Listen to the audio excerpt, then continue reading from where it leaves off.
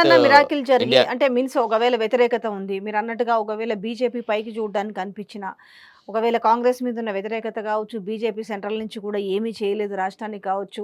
So, ఒకవేళ మేము నిజంగానే మిస్ అయినామా అనుకుంటే ఒక 4, 5 సీట్లు గనుక ప్రభావం చూపిస్తే రాజకీయాలు ఏ రకంగా మారబోతాయి? ఆ ఇంపాక్ట్ ఒకటి కనిపిస్తుంది. తెలంగాణలో ఇది బేస్ చేసుకొని మేము ఢిల్లీకి పోయి ఏం చేస్తామనే దానికంటే ఇక్కడ ఎందుకనంటే కాంగ్రెస్ పార్టీ నుంచి చూస్తుంటే సీఎం సిట్టింగ్ స్థానాలనుకుంటే ఒకటేమో సొంత గడ్డ అయిన మహబూబ్‌నగర్ సీట్ ఒకటి అటు ఇటుగానే కనిపిస్తుంది. సో, ఇక్కడ చూసుకుంటే ఈ 2 చోట్ల బీజేపీ కొట్టే అవకాశాలు ఎక్కువ కనిపిస్తున్నాయి. ఒకటి మహబూబ్‌నగర్, ఒకటి మల్కాజ్‌గిరి. ఈ 2 సిట్టింగ్ స్థానాలు. మల్కాజిగిరి స్వయంకృత అపరాధం. మహబూబ్ నగర్‌కు సంబంధించి ఆమె మహిళ. ఆమె మొదటి నుంచి బీజేపీలో ఉంది. కాంగ్రెస్‌లో ఉన్నప్పుడు కూడా అదే పట్టుదలతో ఆమె కృషి చేసింది. ఆమెకంటూ ఒక ఇంటిగ్రిటీ ఉన్న వ్యక్తి. రెండోది వంశీచందర్ రెడ్డి ఒక కాందిశీకుడులాగా ఉన్నాడు. ఎప్పుడు ఢిల్లీలోనే ఉండే. హ్మ్. గ్రాస్ రూట్ లెవెల్ వర్కర్స్‌తో ఆయనకు పెద్ద టచ్ ఏం లేదు. ఆయన ఎక్కువగా ఇమ్మర్స్ కాలేదు. Maybe he is a good candidate. But the point is he is not in touch with the grass root level workers or with the electorate. తర్వాత ప్రజా సమస్యల మీద కొట్లాడిన చరిత్ర కూడా ఉండాలమ్మా. పార్లమెంటుకు పోగలిగినటువంటి సత్తా సామర్థ్యాలున్న వ్యక్తిలో కొంత పోరాట పటిమ ఉండాలా. ఇతను మన తరఫున మాట్లాడతాడు అన్న నమ్మకం కలిగించే నాయకులు ఉండాలి. వంశీకి ఆ రకమైనటువంటి బ్యాక్‌గ్రౌండ్ ఏది లేదు గదా! ఈమె ఒకప్పటి మంత్రి. తర్వాత అప్పటి మా మంత్రులు ఇద్దరి మధ్యలో గొడవలు జరిగినాయి.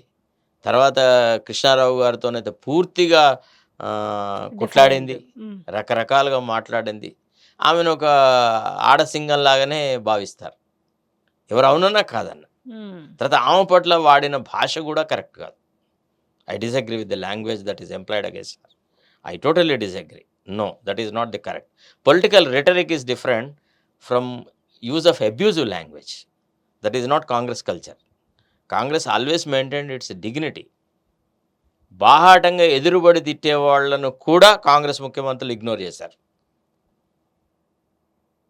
ఆమె అట్లాంటిది, ఇట్లాంటిది అని వ్యక్తిగతమైన దూషణకు పోవడం కూడా ఒక రకంగా నెగెటివ్ ఇంపాక్ట్ ఇస్తది. ఈ 2 ఈ రకంగా వదిలెట్టచ్చు. ఓకే. మహబూబ్‌నగర్ పరిస్థితి అట్లా ఉంటే, భువనగిరి గూడా అంటే నల్గొండ, ఉమ్మడి నల్గొండ జిల్లా గట్టి పట్టు ఉందని చెప్పి, కోమటిరెడ్డి బ్రదర్స్ మీద ఆ బాధ్యతను అప్పజెప్పినప్పటికి గూడా, భువనగిరిలో ఎదురొడ్డాల్సిన పరిస్థితి కనపడుతుంది. అంటే ఇప్పుడు గూడా ఇంకా 50, 50 అనేది. భువనగిరిలో చామల కిరణ్ కుమార్ రెడ్డిని కోమటిరెడ్డి బ్రదర్స్ గెలిపిస్తారన్నటువంటి ఆలోచనే wrong. That itself is a wrong. It's a ఎట్లంటారు? వెరీ రాంగ్ ఎందుకు గెలిపిస్తారమ్మా? వాళ్ళ స్థానం అది. వాళ్ళ స్థానం ఉంది. వాళ్ళ ఉనికిని వాళ్ళు ఎందుకు కోల్పోతారు? అదేం ప్రశ్న? మరి ఎట్లా నమ్ముంటారు? ఈ విషయము ఏ ఒక్కరిని అడిగినా అది కాదమ్మా, మీరు ముఖ్యమంత్రి స్పీచెస్ భువనగిరిలో మాట్లాడిన మాటలు, పటాన్చెరులో మాట్లాడిన మాట, ఈ 2 సమావేశాలలో ముఖ్యమంత్రి గారు ఇచ్చినటువంటి స్పీచ్‌లను మరి కంపేర్ చేయండి. దయచేసి ప్లీజ్.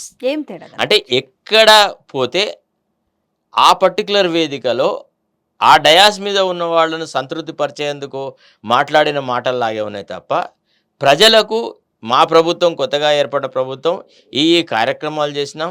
మా సుపరిపాలనలో ఇంకా ఈ కార్యక్రమాలు చేయాలి. ఇవన్నీ మేము ఇంత కాలంలో చేస్తాం అనేటువంటి మాటలు ఏమైనా ఉన్నాయా? అసలు నా ఆఫీసు మొత్తం కంప్లీట్‌గా కోమటిరెడ్డే చూస్తున్నాడు. మొత్తం కంప్లీట్‌గా దయాకర్ చేతిలోనే సర్వస్వం ఉందని అక్కడ మాట్లాడేసేసి అదేంది? నా తర్వాత నాకు ఈక్వల్‌గా అది సీఎం అయ్యే అర్హత గురించి. కోమటిరెడ్డి గారి గురించి మాట్లాడడం. అది ఎంబారాసింగ్‌గా లేదా? ఇద్దరికీ ఎంబారాస్మెంటే కదా! Even to Komatireddy also it is quite ఎంబారాసింగ్.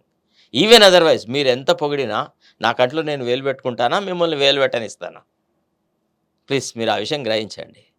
Never ever the 2 brothers would allow a third party to penetrate into Bhuvanagiri. Even otherwise, Bura Narsai Gaud has his own image. A gentleman, Dharmaraju లాగా ఉంటాడు. వ్యక్తి క్యాండిడేట్ని ఇగ్నోర్ చేసేసి public life ఉందా? Is there any public life without the candidate? అయితే ఇప్పుడు జరుగుతున్న equations మాట్లాడుకుంటున్న మాటలు చూస్తుంటే అంటే రాజకీయాలలో ఏదో మార్పు అంటే కాంగ్రెస్ పార్టీని కూలదోస్తారా? లేకపోతే ఇంకేదన్నా జరుగుతదా? అంటే కొన్ని కాంప్రమైజ్ అయ్యి టికెట్లు ఇచ్చుకుంటున్నట్టుగా ఏవైతే మాటలు వినిపిస్తున్నాయో, ఈరోజు ఈ ఈక్వేషన్స్ చూసుకుంటే అవి బలపడే అవకాశం ఉందా రేపు రిజల్ట్ తర్వాత? ఒకటి మాత్రం ఉంది.